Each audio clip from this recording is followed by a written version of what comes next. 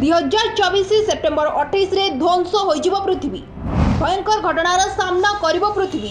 4टी चंद्रग्रहण शेष पर पृथ्वी ध्वंस हेबो।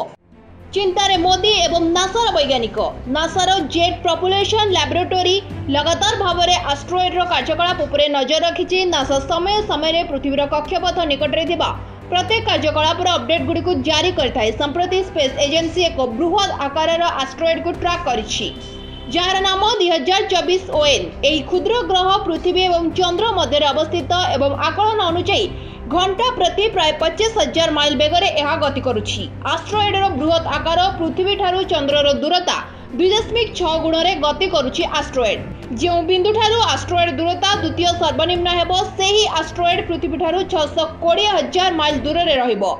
एहार अर्थ पृथ्वी आस्ट्रोएडर सर्वनिम्न दूरता 6,20,000 माइल हेबो। ग्रहर आकार विषय कहबा गले यार उच्चता 720 फुट। यह प्राय 60 महला कोठा परि उच्च एवं यार बेग घंटा प्रति 25,000 माइल हेबो बोली आकलन करा जायछि।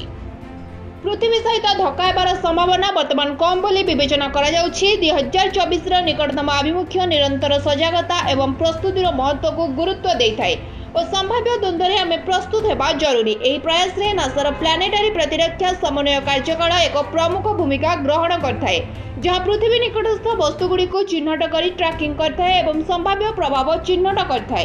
Bureau report live life Odia.